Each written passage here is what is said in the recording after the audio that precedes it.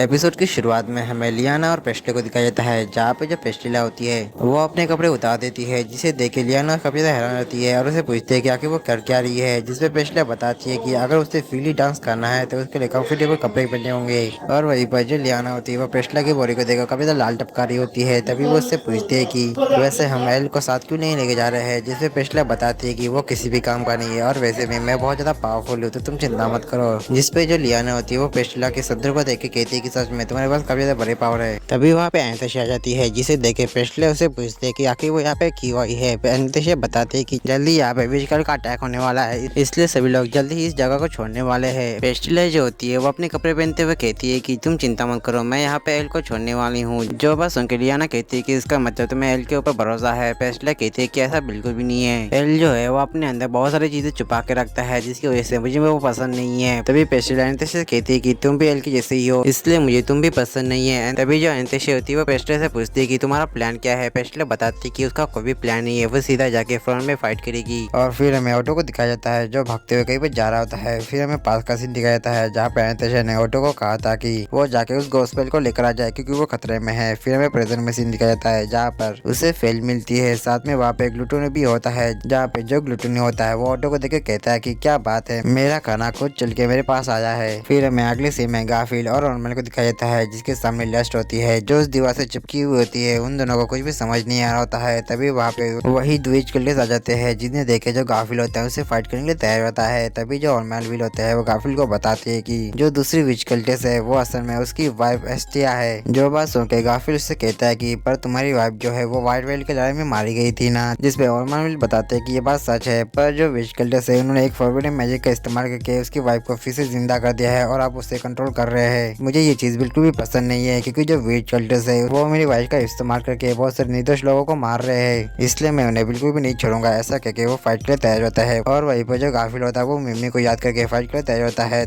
और फिर हमें उस विज कल्टेस का फेस दिखाया जाता है जिसका नाम कायोगन होता है। और फिर वहाँ पे फाइट शुरू होती है जहाँ पे गाफिल और कायोगन फाइट कर रहे होते हैं। और वही दूसरी तरफ ऑर्मल विल और दूसरी वाली विज कल्टेस फाइट कर रहे होते हैं, जहाँ पे जो ऑर्मल विल होते हैं अपनी स्वॉर्ड से उस विज कल्टेस का मांस फाड़ देते हैं, जिससे हमें उसका चेहरा दिखाया जाता है। और वहीं पर जो ऑर्मल विल होते हैं उसका चेहरा देख के कहते हैं कि मैं बिल्कुल सही था, ये मेरी वाइफ एस्टिया ही है। और यही पर सीन शिफ्ट होकर हमें लियाना और पेस्ट्रिला को दिखाया जाता है, जहाँ पे लियाना कह रही होती कि कहीं उन्होंने कीटाका को मार तो नहीं दिया, क्योंकि वो काउंसिल के लोगों को मारते ही जा रहे हैं। जिसपे पेस्ट्रिला कहती है कि ऐसा कुछ भी नहीं है, अगर उन लोगों को विच की बॉन्ड्स चाहिए तो उनके लिए कीटाका काफी ज्यादा जरूरी है। और बात की जाए काउंसिल के लोगों की तो उनको कोई और ही मार रहा है। पर तभी वहाँ पे काफी ज्यादा फ्लेम चलने लगती है, जिसे देख के जो पेस्ट्रिला होती है वो स्माइल करती है। और हमें पता चलता है कि ये फ्लेम असल में सीरियस की होती है। सीरियस कहती है कि मुझे माफ करना कि मैं काफी ज्यादा लेट हो चुकी हूँ, पर तुम लोगों का शुक्रिया यहाँ पे आने के लिए। फिर हमें अगले सीन में दिखाया जाता है सुबारू को, जो एमिलो को देख के उससे कहता है कि तुम इस वेडिंग ड्रेस में काफी अच्छी लग रही हो। पर तभी जो रेगुलस होता है वो सुबारू से कहता है कि लगता है तुम वही लड़के हो जिसके बारे में नंबर 79 कह रही थी। पर तभी रेगुलस राइनहार्ड को देख के कहता है कि लगता है तुम वही मास्टर स्वॉर्डमैन हो जिसके बारे में सभी लोग बात करते हैं। राइनहार्ड कहता है कि तुमने सही कहा, मैं वही मास्टर स्वॉर्डमैन हूँ और मेरे पास एक ऐसी स्वॉर्ड है जो किसी को भी हरा सकती है। पर इसमें एक प्रॉब्लम है, मेरी स्वॉर्ड उसी के सामने निकलती है जिसे वो अपना वर्दी ओपोनेंट मानती है।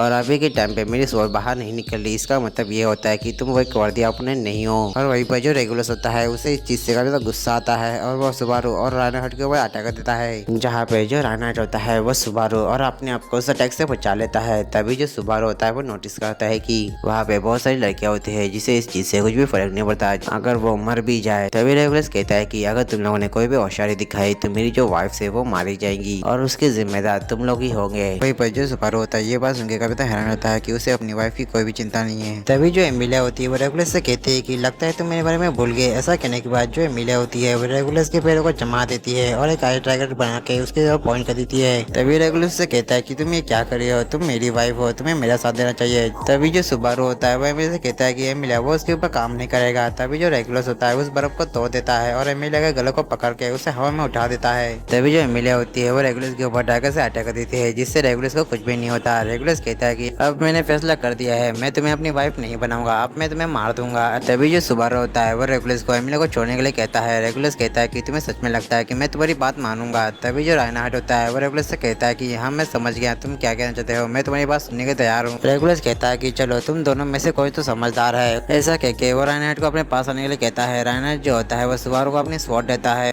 और रेगुलस के सामने आता है। रेगुलस कहता है कि मैं तुम्हारे ऊपर एक अटैक करूंगा जिसे तुम्हें अपने ऊपर लेना है। तुम ना ही उस अटैक को डॉज कर सकते हो, ना ही तुमसे रोक सकते हो, और अगर तुम मेरी ये बात मानते हो तो मैं एमिली को छोड़ दूंगा। ऐसा कहने के बाद जो रेगुलस होता है वो राइनस के ऊपर एक अटैक कर देता है, जिसकी वजह से राइनार्ड को काफी ज्यादा डैमेज होता है। और वहीं पर जो सुबारू होता है ये देखिए काफी ज्यादा हैरान हो जाता है। फिर हमें राइनार्ड को दिखाया जाता है जो इस तरह से गिरा होता है कि जैसे वो मर ही चुका होता है। तभी जो सुबारू होता है वो मन में सोच रहा होता है कि अब वो क्या करे। तभी जो रेगुलस होता है वो सुबारू से कहता है कि मुझे तुम्हारे लिए काफी ज्यादा बुरा लग रहा है, पर तभी हमें देखने को मिलता है कि जो राइनार्ड होता है वो फिर से खड़ा होता है और वो अपने आप को हील कर देता है। और वो रेगुलस से कहता है कि मुझे जितना याद है कि तुमने मुझसे वादा किया था कि मेरे ऊपर अटैक करने के बाद तुम एमिली को छोड़ दोगे। रेगुलस जो होता है ये चीज देख के काफी हैरान होता है कि राइनार्ड आगे बच कैसे गया। तभी जो सुबारू होता है वो अपने हंटर का इस्तेमाल करके सिल्फे को अपने पास ले लेता है। तभी जो एमिलिया होती है वो अपना डाइगर जो होती है वो राइनार्ड को देती है। राइनार्ड जो होता है उसी डाइगर से रेगुलस के ऊपर काफी ज्यादा पावरफुल अटैक कर देता है। और यही पर सीन शिफ्ट होकर हमें ऑटो को दिखाया जाता है जिसके सामने ग्लूटिनी होता है। ग्लूटिनी को देख ऑटो उससे कहता है कि आखिर ये कैसे हो सकता है, आखिर तुम यहाँ पे कैसे हो सकते हो, कहीं तुम एक से ज्यादा तो नहीं हो। जिसपे ग्लूटिनी कहता है कि हाँ तुमने सही कहा, हम लोग असल में दो है और मेरा नाम ले है।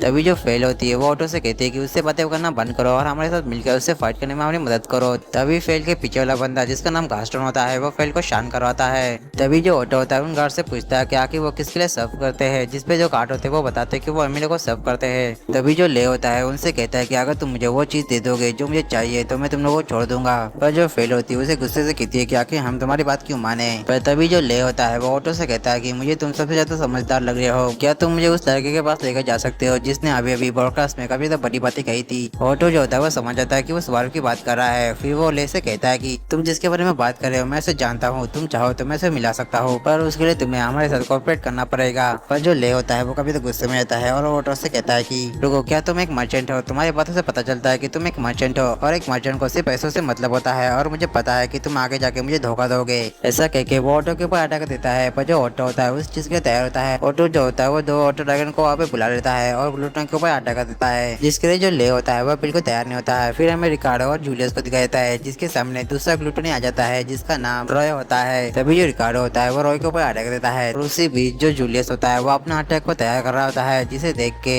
रॉय उससे कहता है कि मेरे भाई तुम्हारा यह अटैक काफी तो कमाल का है। ये बात सुनने के बाद जो जूलियस होता है उसे ये बात कुछ जानी पहचानी लग रही होती है। और यही पर हमारा सीन शिफ्ट होकर हमें राइनार्ड को दिखाया जाता है जिसने एमिली को बचा लिया होता है। सुबारू जो होता है वो एमिली के पास आता है और उसे पूछता है कि क्या तुम ठीक हो। एमिली कहती है कि हाँ मैं बिल्कुल ठीक हूँ, और वैसे भी मैं ऐसे किसी से भी शादी नहीं करना चाहती जिससे मैं प्यार भी नहीं करती। तभी जो एमिलिया होती है वो सुबारू के पैर को देख के कहती है कि सुबारू क्या तुम ठीक हो। जिसपे सुबारू कहता है कि हाँ मैं ठीक हूँ। तभी जो सुबारू होता है वो राइनार्ड से कहता है कि राइनार्ड है तुम्हें तो चोट लगी थी, क्या तुम ठीक हो? राइनार्ड कहता है कि मेरे ऊपर फिनिश की ब्लेसिंग है जिसकी वजह से मैंने अपने आप को हील कर दिया है। तभी राइनार्ड आगे कहता है कि वो सब तो ठीक है, पर ये सारी लड़कियां रिएक्ट क्यों नहीं कर रही है। एमिलिया बताते है कि रेगुलस की वजह से ये सारी लड़कियां जो है वो इमोशनली सोच की है। तभी वहाँ पे रेगुलस रहता है जिसे देखते ही राइनार्ड उसके ऊपर अटैक कर देता है। तभी जो राइनार्ड होता है वो सुबारू एमिलिया से कहता है कि इसे मैं संभालता हूँ और उतने में तुम इन लड़कियों को बचा लेना। ऐसा करने के बाद राइनार्ड जो होता है वो रेगुलर से फाइट करने के लिए चला जाता है। तभी जो एमिलिया होती है वो सेल्फी के पास जाती है और उससे कहती है कि हम लोग को यहाँ से निकलना होगा, पर जो सेल्फी होती है उसकी बात नहीं सुनती। तभी सुबारू उससे कहता है कि तुम चिंता मत कर, राइनार्ड जो है वो रेगुलर को हरा देगा। जिसपे सेल्फी कहती है कि ऐसा हो ही नहीं सकता, रेगुलर समा आज तक कभी हारे नहीं है, ना ही कभी हारेंगे। तभी जो सुबारू होता है वो राइनार्ड को कुछ कहने की कोशिश कर रहा होता है। राइनार्ड जो होता है उसे टेलीपैथी से पूछता है कि आखिर क्या बात है। सुबारू जो होता है ये जानने के बाद कभी हैरान रहता है कि राइनार्ड के बाद टेलीपैथी की भी पावर है। उसकी वजह सुबारू होता है वो राइनार्ड को पूरा प्लान बताता है। उसके बाद जो सुबारू होता है वो एमिली के पास जाता है और वो देखता है कि एमिलिया ने उसकी देश जो है फाड़ दी होती है। एमिलिया बताती है कि उसने ऐसा इसलिए किया क्योंकि वो फीलिंग मूव कर सके। उसकी वजह सुबारू होता है उन सभी से कहता है कि अगर तुम लोग यही पर रहोगे तो तुम लोग एक अच्छी जिंदगी नहीं जी पाओगी, इसलिए मेरी बात मानो और अपनी जिंदगी की नई शुरुआत करो। और यही पर सीन शिफ्ट होकर हमें ऑन मैन विल और एस्टा के फाइट को दिखाया जाता है। और वही दूसरी तरफ गारफील्ड और कार्गिन फाइट कर रहे होते हैं, जहाँ पे जो कार्गिन होता है वो गारफील्ड को एक पंच करता है जिसकी वजह से गारफील्ड जो होता है कभी दूर जाकर गिर जाता है। उस पंच की वजह से गारफील्ड जो होता है कभी घायल हो चुका होता है और वो उठने की कोशिश करता है। तभी उसे एल्सा दिखाई देती है। गारफील्ड उससे कहता है कि इस बार तुम मुझे नहीं रोक सकती।